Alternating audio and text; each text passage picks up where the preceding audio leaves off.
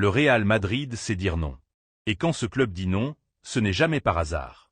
C'est toujours une décision mûrie, calculée, et pensée pour le bien du projet. Aujourd'hui, deux histoires qui le prouvent. Le refus catégorique de laisser partir Fran Garcia et le coup en préparation qui pourrait faire exploser Barcelona. Likez, abonnez-vous et restez jusqu'au bout. Parce que la deuxième partie va faire mal. Très mal. Commençons par Fran Garcia.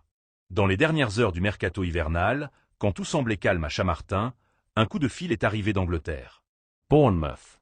Andoni Iraola en personne. Une offre concrète, avec des chiffres sur la table et un projet sportif attrayant pour le joueur. Beaucoup attendaient que le Real Madrid s'assoie pour négocier. Après tout, Fran Garcia n'a pas eu toute la continuité espérée depuis son retour. Un départ aurait pu avoir du sens pour toutes les parties. Mais la réponse du club a été immédiate. Non. Pas de négociation. Pas de contre-proposition. Juste un non franc et définitif. Pourquoi?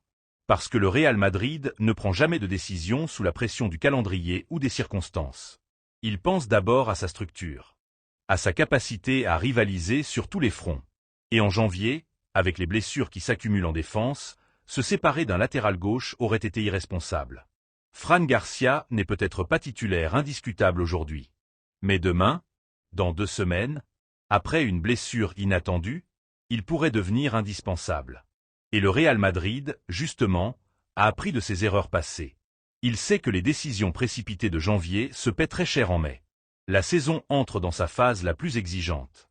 Match tous les 3 jours, exigence physique maximale, obligation de se battre sur tous les tableaux. Dans ce contexte, avoir un joueur comme Fran Garcia dans l'effectif, même s'il n'est pas toujours sur la feuille de match, c'est une garantie. Une assurance. Une protection contre l'imprévu. Florentino Pérez et la direction sportive ont fait exactement ce qu'il fallait faire. Ils ont protégé l'équipe. Pas le marché. Pas les chiffres. L'équipe. Pour Fran Garcia, évidemment, ce n'est pas simple. L'opportunité de partir à Bournemouth, de se sentir titulaire incontesté, de retrouver de la continuité, c'était tentant. Très tentant. Mais au Real Madrid, personne ne garantit jamais rien à personne. On gagne sa place. On attend son moment. Et quand il arrive, il faut être prêt. Depuis l'Angleterre, Bournemouth a compris le message. Pas la peine d'insister. La porte est fermée. Le joueur reste. L'équipe se protège. Et la planification continue son cours. C'est une leçon de gestion. Une leçon de club. Une leçon qui rappelle pourquoi le Real Madrid reste toujours un pas devant les autres. Et maintenant, accrochez-vous. Parce qu'on passe à quelque chose de beaucoup plus explosif. Ansu Fati. Oui, vous avez bien lu. Ansu Fati. Le symbole de la Masia. L'enfant prodige du Barcelona. Celui qui était censé incarner le futur Blaugrana pendant une décennie.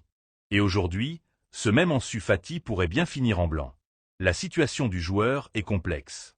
Actuellement prêté à Monaco, il vit un moment de réflexion profonde sur sa carrière. Il n'est plus la priorité à Barcelona. Il ne reçoit plus la confiance qu'il mérite. Et pire encore, le message interne semble toujours être le même. Tu n'es pas essentiel. Pour un footballeur qui a besoin de se sentir important, ça pèse. Beaucoup. À Monaco, Ansu Fati essaie de se retrouver. De récupérer des sensations. De prouver qu'il a encore le niveau pour l'élite européenne. Mais son futur reste flou. Et c'est là que le Real Madrid entre en scène.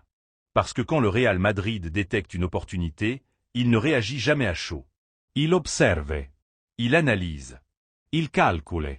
Et quand toutes les pièces s'alignent, il frappe. Et là, les pièces commencent sérieusement à s'aligner. Depuis l'entourage du joueur, l'option Real Madrid n'est absolument pas exclue. Au contraire. Ansu Fati ne voit aucun problème à porter le blanc. Il sait très bien ce que ça impliquerait. Il sait la réaction que ça provoquerait chez les supporters du Barça. Il sait la pression médiatique qui viendrait avec. Mais il sait aussi une chose. Le Real Madrid, aujourd'hui, peut lui offrir ce que Barcelona ne peut plus lui garantir. Un projet solide. Une structure stable. Un environnement pensé pour faire grandir les talents, pas pour les consumeurs. À Valdebeba, le profil d'Ansu Fati plaît. Beaucoup. Un attaquant avec de la vitesse, du déséquilibre, capable de jouer sur le côté ou dans l'axe, et surtout, avec une fin de revanche énorme. Le Real Madrid n'a pas besoin de recruter Ansu Fati pour combler une urgence. Et c'est exactement ce qui rend l'opération intéressante. Il arriverait sans la pression d'être le sauveur. mais avec l'opportunité réelle de se gagner une place dans un effectif de très haut niveau. Et historiquement, le Real Madrid a toujours su tirer le meilleur des joueurs qui arrivent avec quelque chose à prouver. La situation contractuelle facilite tout. Monaco n'est pas sûr d'exercer son option d'achat. Barcelona a besoin de libérer de la masse salariale et de fermer des chapitres qui ne collent plus à son projet. Et le joueur cherche un environnement où retrouver le plaisir de jouer. Toutes les pièces s'emboîtent. Et quand ça arrive, le Real Madrid est toujours là. Du point de vue madridiste, l'opération a du sens sur tous les plans. Sportivement, on intègre un joueur jeune mais expérimenté, avec une marge de progression et une motivation supplémentaire pour prouver qu'il reste au top niveau. Institutionnellement, c'est une gifle monumentale à Barcelona. Incapable de protéger l'un de leurs plus grands symboles récents. Et émotionnellement, ce serait un coup dont on se souviendra pendant des générations.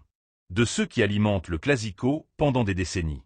Florentino Pérez évalue sérieusement cette possibilité pour l'été. Pas de précipitation. Pas de fuites intéressées. Mais des contacts discrets, des analyses poussées, et une réflexion profonde sur l'intégration du joueur dans le projet. Au Real Madrid, personne n'agit par impulsion. Si Ansu Fati finit par arriver, ce sera parce que le club considère que c'est une vraie opportunité. Sportive et stratégique. Pour les supporters du Barça, évidemment, ce serait vécu comme une trahison. Et c'est compréhensible. Mais le football professionnel ne fonctionne pas avec des sentiments éternels. Il fonctionne avec des décisions, des projets, des opportunités. Ansu Fati a beaucoup donné à Barcelona. Mais Barcelona ne semble pas prêt à lui rendre cette confiance. Et c'est là que le Real Madrid, une fois de plus, montre qu'il sait lire le marché mieux que personne. Imaginez la scène. Ansu Fati présenté au Santiago Bernabéu. En blanc. Parlant de nouveaux défis, de croissance professionnelle, d'envie de rivaliser au plus haut niveau. L'impact serait immédiat. Le bruit médiatique, assourdissant. Mais le Real Madrid est habitué à ça. Il en vit. Il se nourrit des grands scénarios et des décisions audacieuses. Alors maintenant, la question pour vous, madridistes, est-ce que vous voudriez voir Ansu Fati en blanc? Comme un coup stratégique et un message direct à Barcelona? Ou vous pensez que le Real Madrid devrait rester à l'écart de ce genre d'opération trop chargée en symbolisme? Dites-nous tout dans les commentaires. Parce que ce débat promet d'être intense. Si vous êtes arrivé jusqu'ici, merci d'être resté jusqu'au bout. Likez, abonnez-vous et continuez avec nous. Parce que quand il s'agit du Real Madrid, l'histoire ne s'arrête jamais.